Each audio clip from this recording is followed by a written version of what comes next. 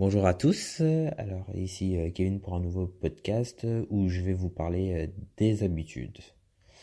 Alors je vais vous raconter une petite anecdote. Ce matin je me suis levé mais avec vraiment une grosse flemme, excusez-moi du langage. Je me suis levé avec une grosse flemme. Alors je devais aller à la salle, j'avais prévu d'aller à la salle, mais sur le coup je me suis démotivé. C'était dur, j'avais pas envie. En plus j'y étais allé la veille et j'avais une grosse flemme. Donc je me suis dit que j'y allais pas.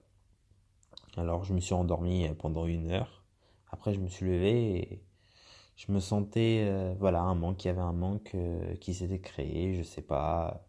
Il fallait que je fasse que j'aille à la salle en gros et parce que voilà ça fait un moment maintenant que je m'y suis mis sérieusement depuis décembre et ne pas y aller, ça serait vraiment un gâchis. Donc on remarque que j'ai pris l'habitude d'aller à la salle et c'est vraiment que on a souvent cette tentation de pas vouloir aller, mais j'ai fait ma séance et j'étais content et je me suis dit heureusement que j'y suis allé. Donc, qu'est-ce qu'une habitude? En fait, une habitude, c'est une manière usuelle d'agir ou de se comporter. Donc, quand je dis usuel, c'est-à-dire, c'est un comportement qu'on répète quotidiennement ou même tous les jours. Tous les jours, c'est quotidiennement, excusez-moi. Et on dit généralement que qu'une habitude se crée, il faut 30 jours.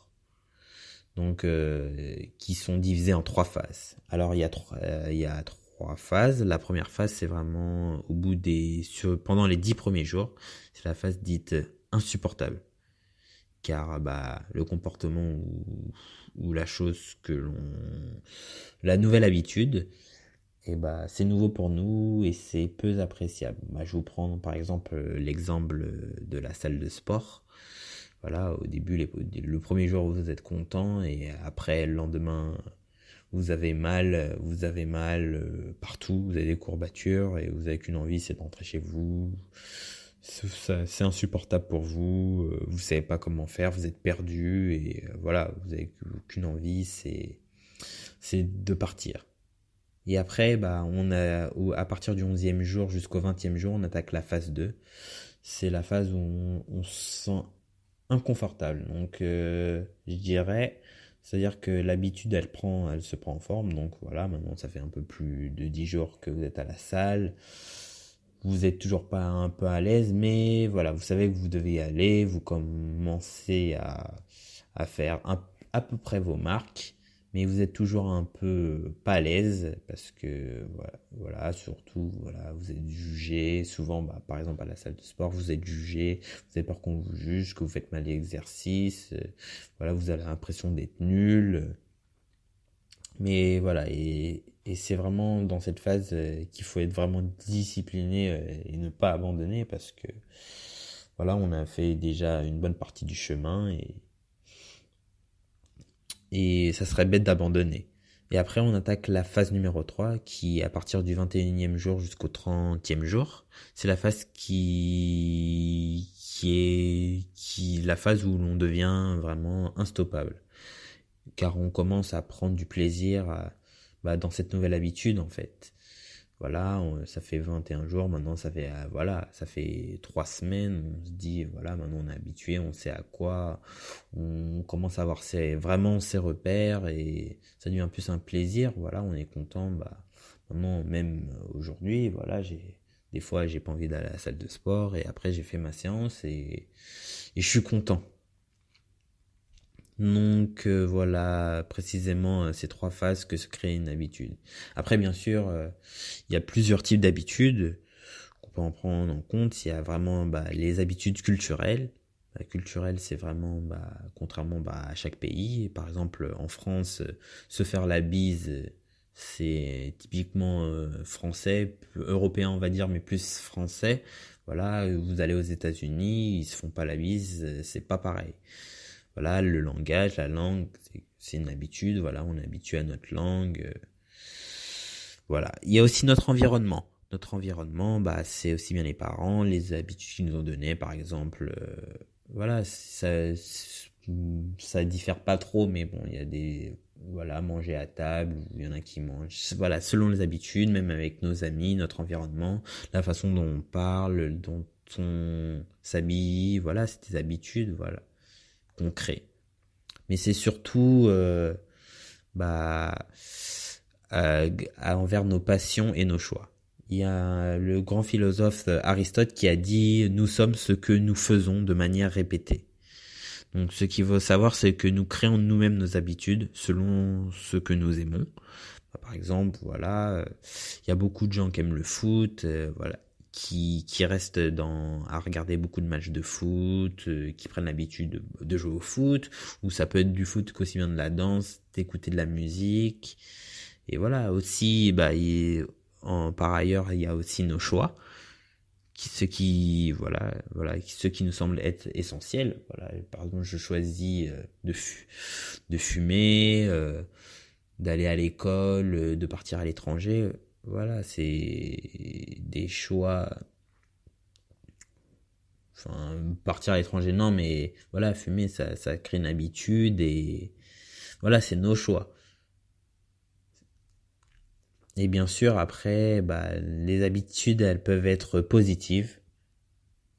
Pourquoi elles peuvent être positives? Parce qu'elles font paraître les choses plus faciles. Donc, on n'a pas besoin de réfléchir à tout. Bah, voilà, on crée une habitude. Vous réfléchissez, par exemple, je sais pas, moi, vous brossez les dents. Là, vous n'avez pas à réfléchir à comment vous tenez votre brosse à dents. La première fois, vous êtes petit. Au début, voilà, vous avez besoin d'aide et après, ça vient tout seul. Vous avez même plus besoin, vous réfléchissez pas et ça vous permet vous pouvez faire d'autres choses en même temps, voilà. Voilà, et vous vous concentrez vraiment sur d'autres choses. Et bah aussi, bah les habitudes, ça peut être aussi une voie du succès, hein, en ayant de bonnes habitudes. Par exemple, voilà, vous avez plusieurs objectifs, qui est allez, on va prendre la salle. Voilà, si vous prenez l'habitude d'y aller régulièrement et de manger sainement, bah, ça vous mène au succès de votre objectif. Pour autant, il faut savoir que les habitudes, ça a certains problèmes. C'est qu'elles nous rendent aussi passifs. Donc, elles nous rendent passifs. Comme on dit, la facilité, c'est simple. Donc, elles nous empêchent de progresser car on n'évolue plus. Et on agit plus dans l'inconscient, comme je disais auparavant.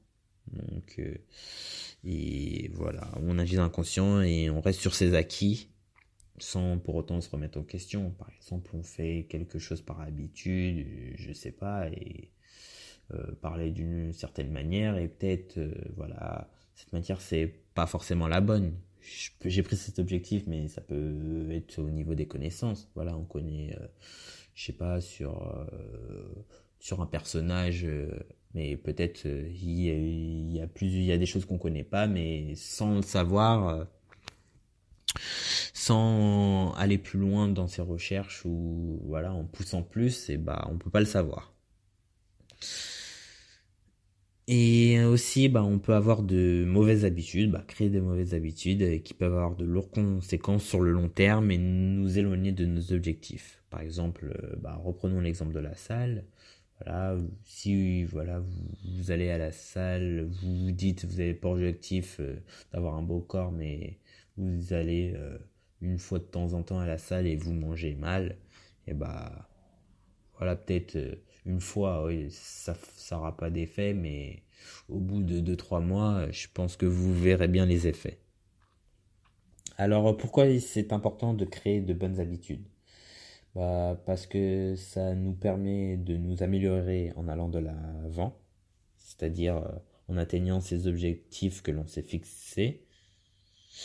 Bah voilà, si la salle, je reprends la salle, excusez-moi, j'ai que ça comme exemple, on va dire, mais voilà, vous êtes fixé des objectifs, bah ça deviendra une habitude, et qui dit habitude dit une chose qui devient naturelle, simple. Et on sera fier de notre parcours parce que on gagnera quelque chose d'important qui est la confiance en soi. Voilà, parce qu'une fois qu'on réussit quelque chose, je sais, bah, on est content du chemin qu'on a parcouru et on a plus confiance et on se dit, bah, finalement, c'est possible. Voilà, nous qui pensions que c'était inaccessible, bah, pas si inaccessible que cela. Et donc, ainsi, bah, pour créer de bonnes habitudes, c'est important d'avoir quelque chose qui nous motive au quotidien. Pourquoi? Parce que ça nous prend du temps d'atteindre nos objectifs.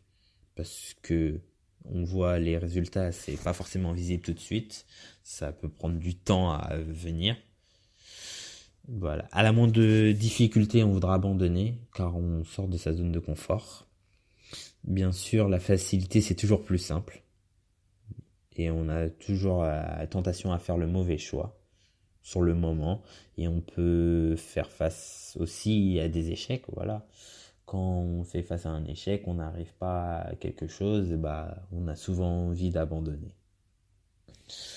Donc, il nous faut une motivation. Et les gens sont motivés par quoi? Par quelque chose qu'ils veulent ou quelque chose qu'ils ne veulent pas. Donc, il faut que la chose qui les motive soit assez conséquente. Et peu importe de la façon dont ils agiront pour y arriver. C'est-à-dire, peu importe les obstacles, ce qui sera en face d'eux, si leur objectif il est vraiment important. Je sais pas moi. Si par exemple vous avez l'objectif d'être libre financièrement, voilà, parce que vous supportez vraiment plus votre travail, vous voulez ouvrir votre entreprise et voilà, vous travaillez, vous donnez à fond, vous fixez des objectifs au jour le jour, il n'y a pas de raison que ça n'arrive pas. Donc ainsi, c'est vraiment important,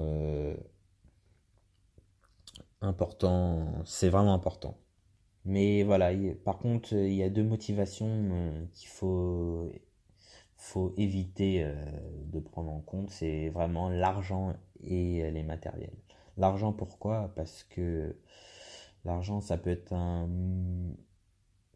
une source de motivation, mais c'est pas assez conséquent. Je prends un exemple.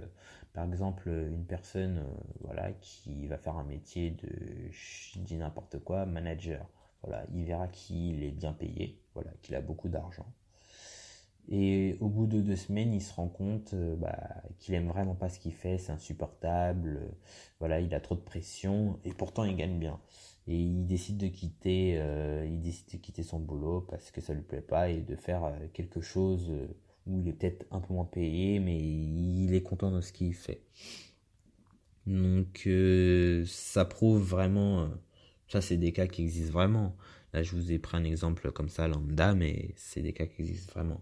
Et les matériels encore moins, parce que voilà, par exemple, si votre objectif, voilà, vous laissez d'avoir un iPhone 10, voilà, sur le coup, vous allez faire tout pour l'avoir. Ok, une fois que vous l'aurez, bah voilà, il y aura un iPhone 11 peut-être d'ici là, ou un autre téléphone, ou vous voudrez autre chose. Comme je disais, on est dans une société de consommation et donc le matériel, aujourd'hui, que ce soit technologique, tout, ça a une durée de vie limitée et nos désirs, ils sont jamais satisfaits de ce côté-là.